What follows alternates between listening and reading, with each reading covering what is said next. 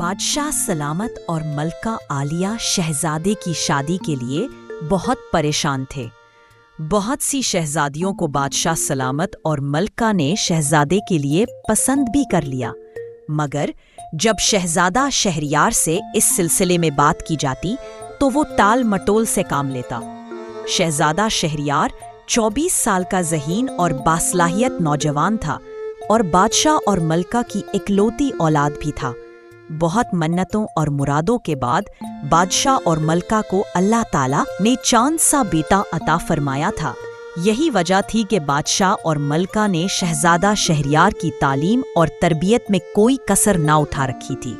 सल्तनत के बेहतरीन असातिज़ा को शहजादे की तालीम और तरबियत के लिए मुकर्रर किया गया, जिन्होंने किताबी इल्म के साथ साथ उमूरे सल्तनत की देखभाल, घुड़सवारी और शह सवारी की तालीम भी दी थी।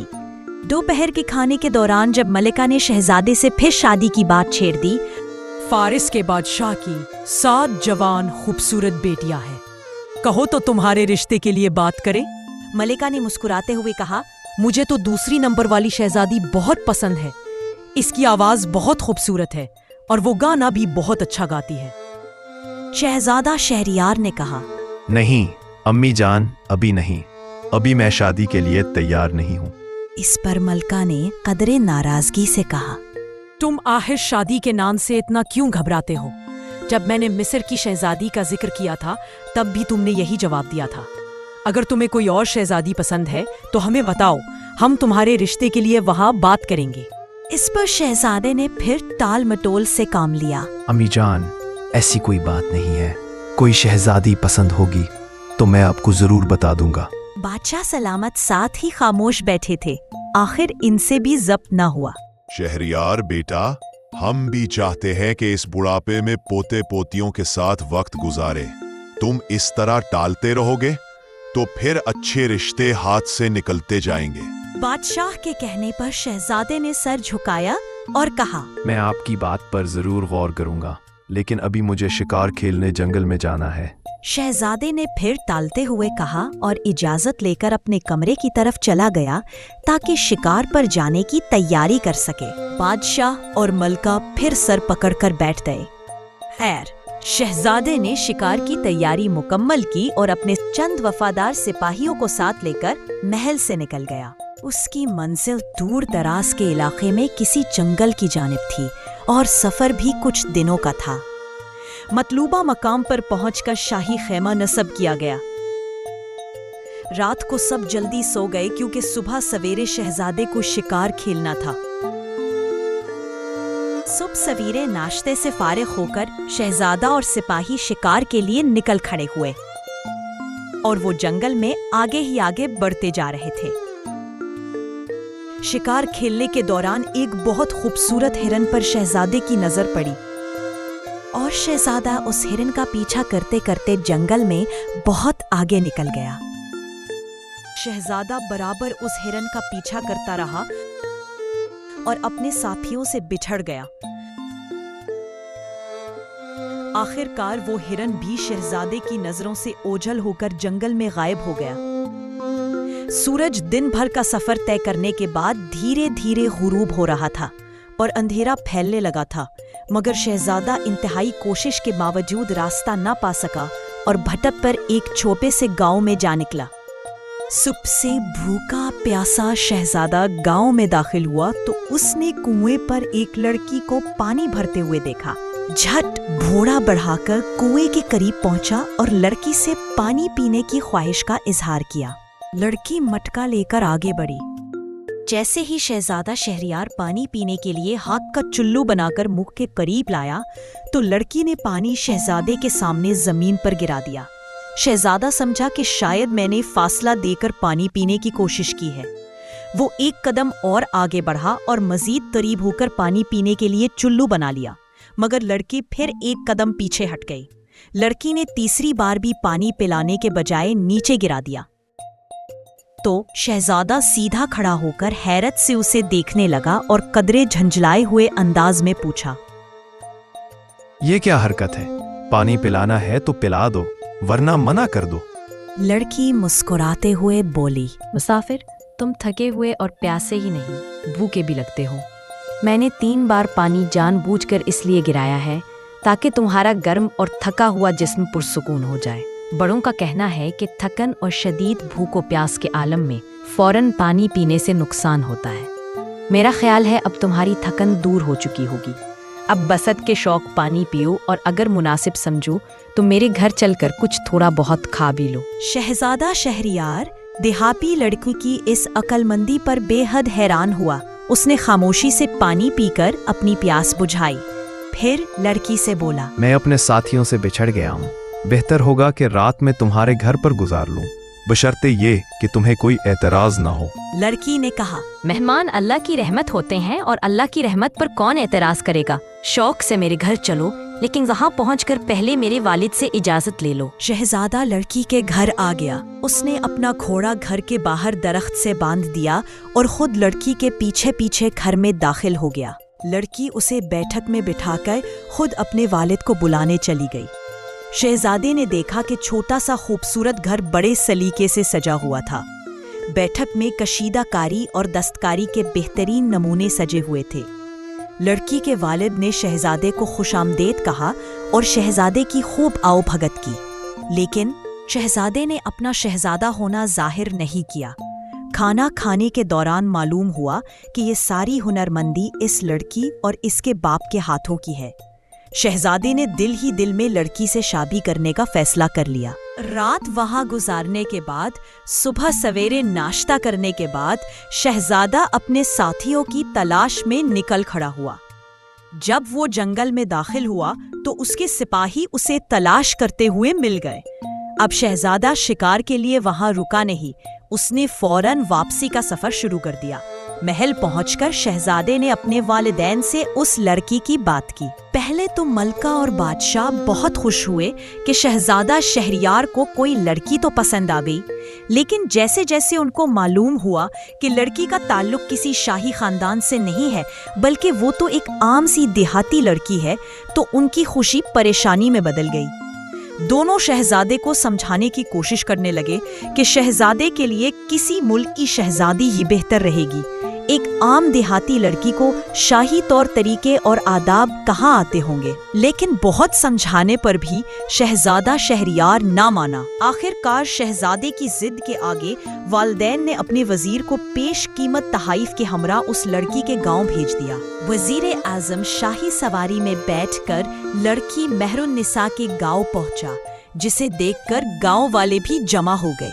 मेहरुन्निसा के घर पहुंचकर वजीर आजम ने शाही पैगाम पढ़कर सुनाया, जिसमें शहजादा शहरियार से मेहरुन्निसा की शादी का तहरीर था। पैगाम सुनकर लड़की के वालिद ने कहा, ये हमारे लिए वाकई खुशी की बात है कि आप हमारे घर तशरीफ लाए इस शाही पैगाम के साथ, लेकिन अपनी बेटी की रजामंदी जाने बगैर हम कोई फैसला नहीं कर सकते।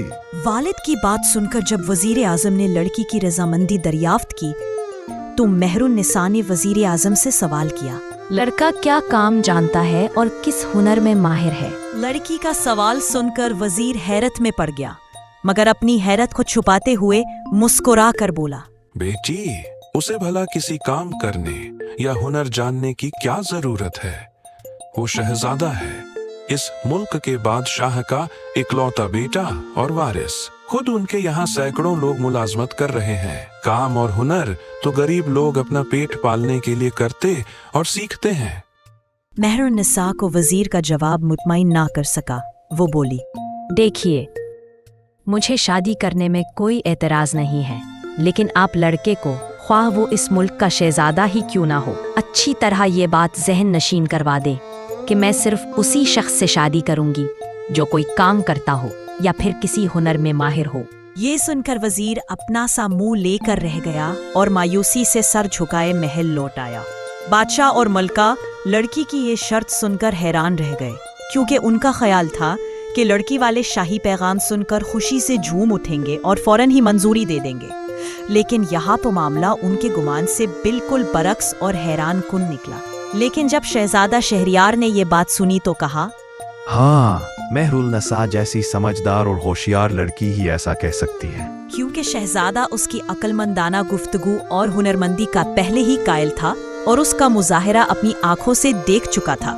इसीलिए शहजादे ने हुनर सीखने की ठान ली और उसने खुसूसी तौर पर कालीन साजी का हुनर सीखना शुरू कर दिया। आदमी मेहनत और लगन से काम करे तो क्या नहीं कर सकता। शहजादे को तो मेहरुल निसा से शादी करने की धुन थी।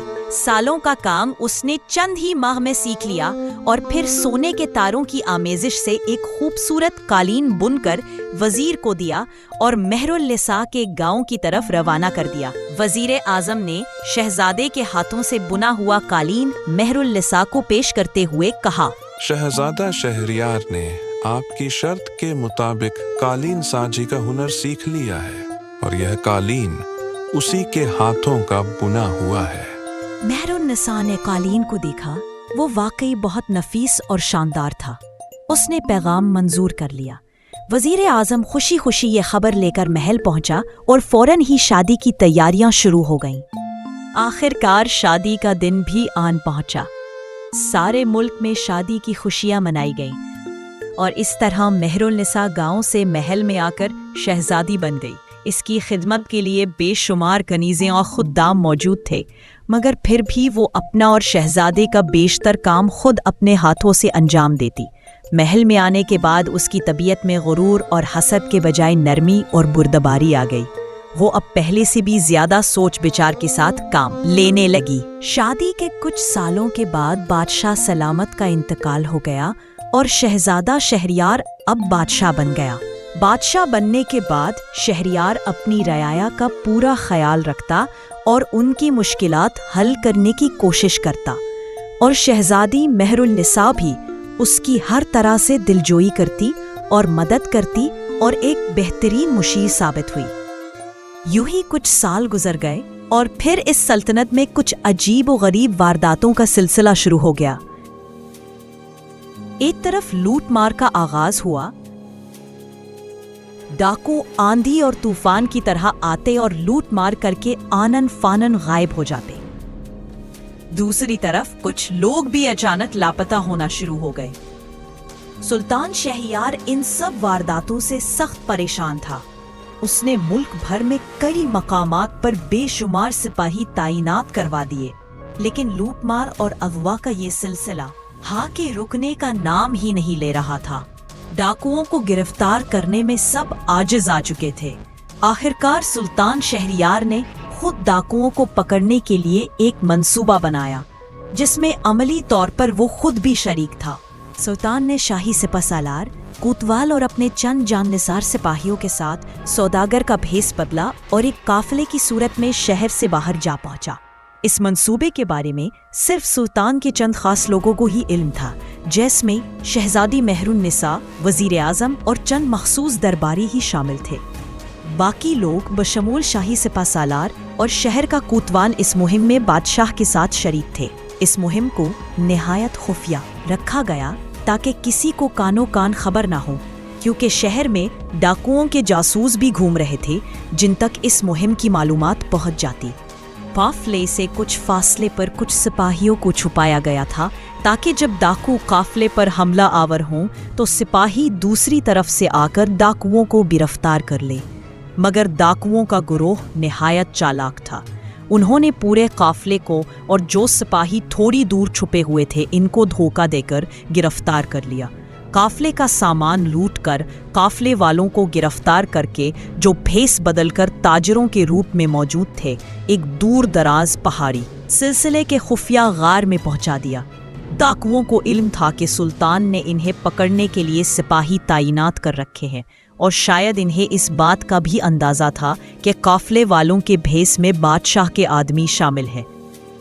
लेकिन इन्हें इस बात का इल्म नहीं था कि खुद बादशाह भी इस काफिले का हिस्सा था, जो कि अब अपने साथियों के साथ गिरफ्तार हो चुका है। गैर में लाने के बाद कैदियों को डाकुओं के सरदार के सामने पेश किया गया।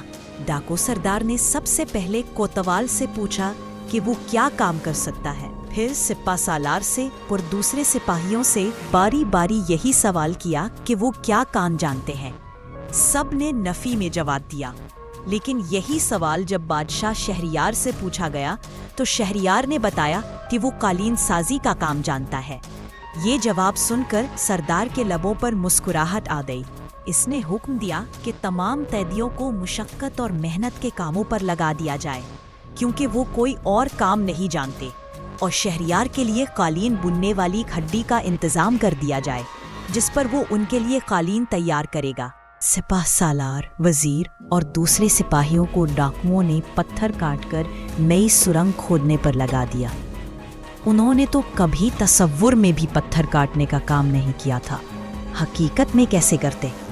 जब वो थकन से बेहाल होकर अपने हाथ खुदाई से रोक लेते तो पहरेदार उन पर कोड़े बरसाने लगते और वो सब फिर तेजी से खुदाई में मशगूल हो जाते। चंद ही दिनों के काम ने उनके हुलिये बिगाड़ दिए थे, जबकि सुल्तान शहरयार आराम से कालीन बुनता रहता। उसने कई कालीन बनाए जो शहर में अच्छी कीमतों पर फरोख्त हुए। और फिर सुल्तान शहरयार को कालीन बुनते बुनते एक तरकीब सूझी और उसने इस तरकीब पर अमल करने का फैसला किया। हुआ ये कि सरदार अक्सर कैदियों का खुद मुआयना करने आता था, और एक दिन जब वो फिर कैदियों का मुआयना करने आया तो सुल्तान शहरयार ने उससे कहा, अगर आप चाहते हैं कि कालीन की ज्यादा से ज्यादा कीमत हासिल करें तो मुझे सोने के तारों का लच्छा मंगवा दें। मैं उनसे जो कालीन तैयार करूंगा उसे शाही महल ले जाएं और बादशाह मलका की खिदमत में पेश करें। वहां से एक ही कालीन की आपको इतनी कीमत मिल जाएगी जो मेरे बुने हुए 25 कालीनों के बराबर होगी। सरदार ने सुल्तान शहरयार की बात गौर से सुनी और पसंदीदगी का इजहार करते हुए सोने के तार फराहम करने का फैसला कर लिया। इससे भला अच्छी बात क्या हो सकती थी कि एक ही कालीन से 25 कालीनों का नफा उसे हासिल हो जाए। दूसरे ही दिन सरदार ने सुल्तान शहरयार को सोने के तार फराहम कर दिए। सुल्तान शहरयार ने इन तारों की मदद से बिल्कुल वैसा ही कालीन तैयार करना शुरू किया जैसा कि शादी से कबल मेहरुन्निसा को तोहफे में भिजवा चुका था। मगर इस कालीन में उसने नई तब्दीली ये की कि कालीन पर पहाड़ के दरमियान खुफिया गार का नक्शा भी बना दिया, जो डाकुओं का मस्कन था। सरदार ने कालीन देखा तो उसकी तारीफ की और एक सौदागर के भेस में अपने कुछ साथियों के हमरा शाही दरबार पहुंच गया। चूंकि सुल्तान शहरयार लापता था तो उसकी गैर मौजूदगी के दौरान शहजादी मेहरुन्निसा ने किसी को भी उसकी कमी महसूस न होने दी और न ही उसकी गुमशुदगी का पता चलने दिया। उसने दरबार में उमरा और वुज़रा को यही बताया था कि सुल्तान सिपा सालार और कोतवाल के हमरा गैर मुल्की खैर सगाली दौरे पर गए हैं। सिर्फ वजीर आजम इस राज से वाकिफ था और सल्तनत के उमूर में शहजादी मेहरुन्निसा का साथ दे रहा था। खैर, शहजादी मेहरुन्निसा तख्त पर बैठी और सौदागरों को पेश करने का हुक्म दिया, जिनके बारे में उसे बताया गया था कि कुछ सौदागर बेशकीमत कारीगरी के नमूने लेकर आए हैं। डाकुओं का सरदार अपने साथियों के हमरा शाही दरबार में कालीन के साथ हाजिर हुआ। आदाब बजा लाने के बाद जैसे ही उसने कालीन खोला और दिखाया, मेहरुन्निसा ने एक ही नज़र में पहचान लिया कि ये कालीन उसके शौहर के हाथों का बना हुआ है। फिर जब उसकी नज़र नक्शे पर पड़ी तो चौंक गई, मगर भरे दरबार में अपनी हैरत का इजहार मुनासिब न समझा। उसने वजीर आजम से कहा कि वो कालीन को महल ले जाए और वजीर खजाना को दरबार भेज दे। उन अहकामात के बाद वो ताजिर के रूप में आने वाले डाकू सरदार से बोली, आप लोग मेहमान खाने में तशरीफ रखिए।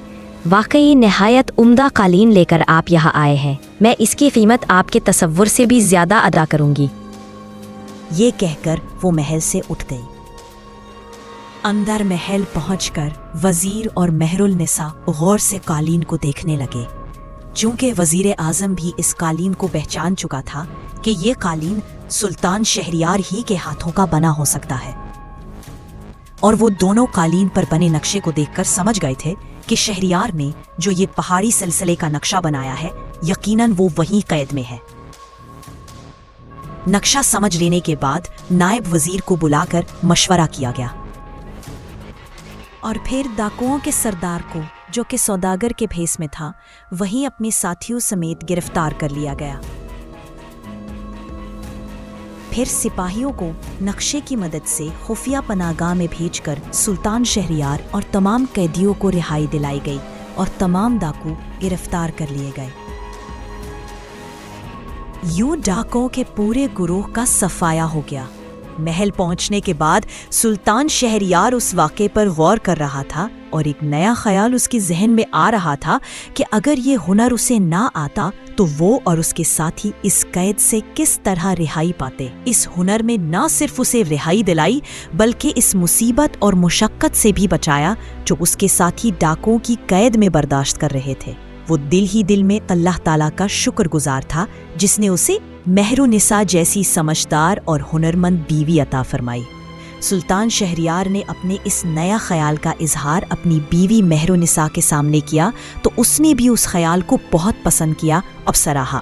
फिर सुल्तान शहरयार ने पूरे मुल्क में ऐलान कर दिया कि सल्तनत का हर शख्स कोई न कोई हुनर सीखेगा, जिसमें हुकूमत खुद अवाम की मुआवनत करेगी। फिर सरकारी वजीफे भी मुकर्रर किए जाएंगे।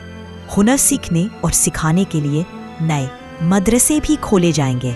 यूं उसकी सल्तनत में खुशहाली के नए सुनहरे दौर का आगाज हुआ।